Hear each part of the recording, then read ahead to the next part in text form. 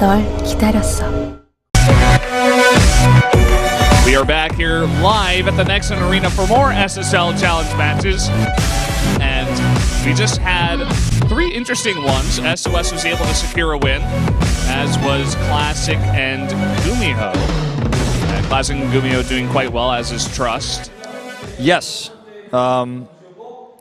Hurricane, Curious, and SOS, not so much. SOS did pick up his win versus Hurricane He's this time. staying alive. He's staying in this, you know. He's trying to stabilize. If Gumiho begins to crash and burn after that last win and SOS really picks it up, then there's a chance. All right, so let's take a look at this. Let's see the wins he needs to take. First of all, he's beat Classic, which he lost to before, then Gumiho in set 22, and then Curious. So all 3 of these are doable. Classic is going to be the hardest one. So if he can take this out, he absolutely has a high chance of getting out of this group. Yeah, and if he beats Classic and then Gumiho, he's giving another loss to Gumiho and giving himself a win. So he's getting himself in the running if he can do that. But as you said, this is a very important match.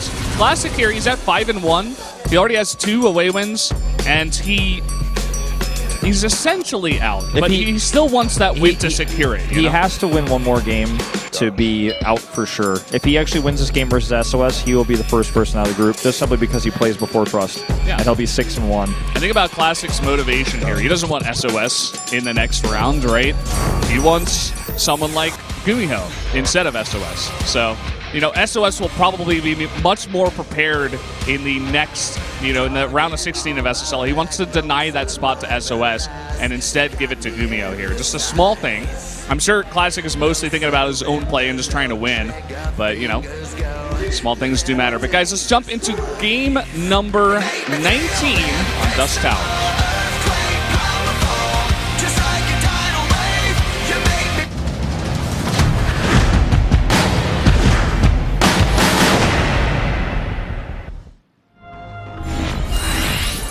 Here we are on Dust Towers once again. Down in the bottom left in the red, the Protoss player.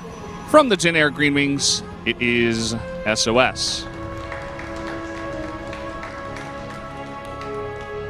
And up to the top in blue, his opponent, 5-1. It's Classic. And there was much rejoicing. Oh. Blocked out. Denied. Pretty easy to do this. Very rare you allow someone into your base these days. Probe has to go home with its beam that comes out between its legs. I don't know. Wouldn't it float upwards then? Yeah. What makes the probe float?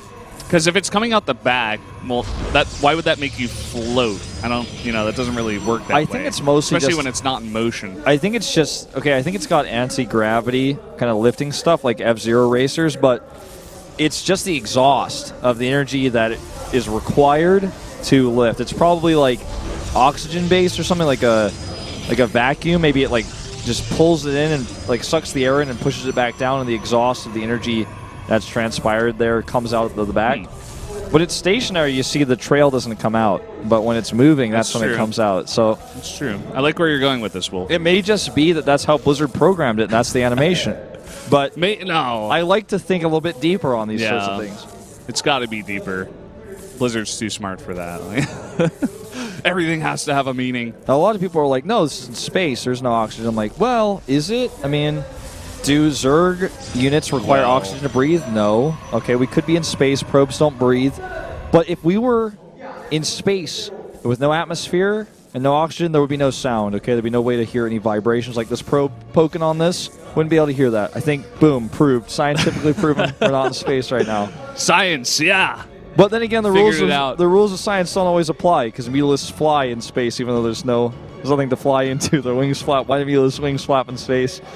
All right, I think we're going to see DTs here for SOS. Looks that way, right? Twilight Council hidden at the back. It's finished. No, it's going to be Blink.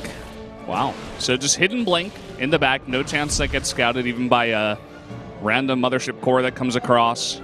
Should be able to deny that. And Stargate is the choice here from Classic. I think it's going to be Oracles. Blind Oracle is obviously a risk when you can't get into your opponent's base. But the Rust isn't as far enough away that it's not going to get...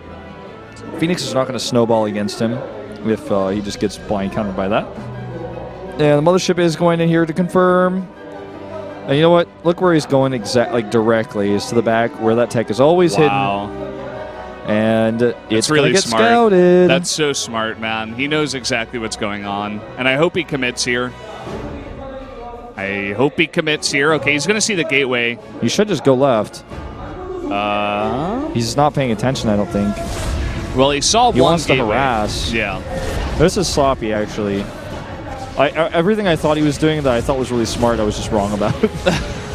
You know what I mean? Like, this is the moment where you have to just be like, oh, wow, he's going to go check the exact place where the tech is. No, it was just a coincidence. He wasn't really thinking about that.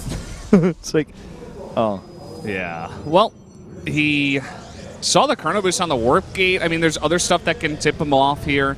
God, there's some of these PvPs we've been seeing today look like Wings of Liberty 4-gate versus 4-gate games. You know what I mean? I'm like, oh, like he's waiting for the next warp in. They're gonna fight. He's making a robo, but he's got that one sentry for the one perfect force field that keeps him alive for the Immortal to come out. This looks just like a Wings of Liberty PvP, except the slower warp ins. And so I don't know if this is going to work. Slower timings. Back at home at SOS's base, he has a Mothership Core and a Stalker, so the Oracle should be warded off. He has to get vision on the high ground really quick and then blink up. That's the only way. Probe's going for the vision, gets it, blinks up. There you go, avoids the force field, and now he's out of pylon range. This is just, like, basically... Oh, no, Classic's not microing this Oracle.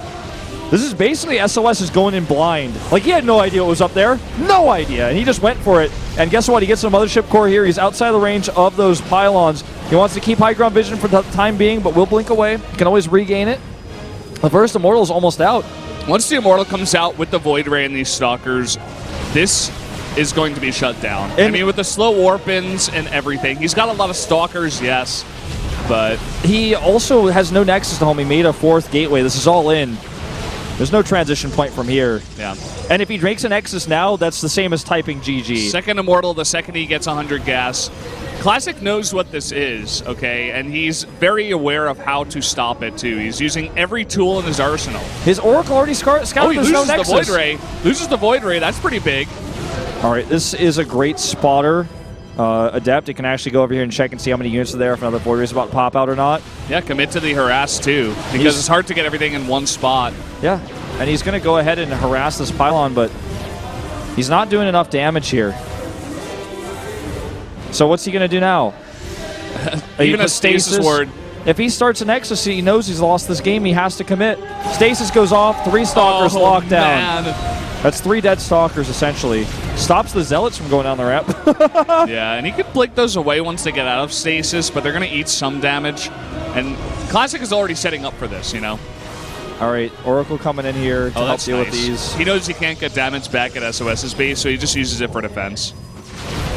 Blink away, going to kill this pylon. And Classic has had a second Nexus for so long. All these Stalkers are in the red. Oh, by all I mean 4, and one's in the yellow. Yeah, so basically all.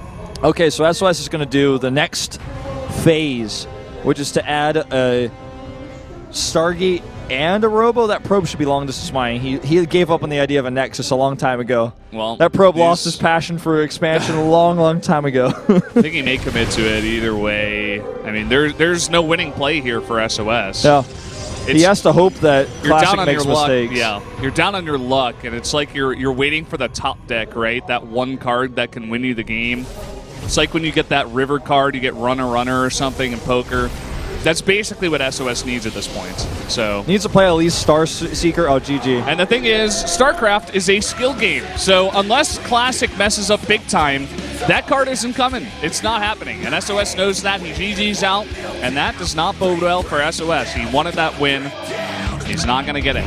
Now, Hurricane, SOS, and Curious are all on their last lives. It's very unlikely that any of the 3 of them get out of the group, but it is still possible.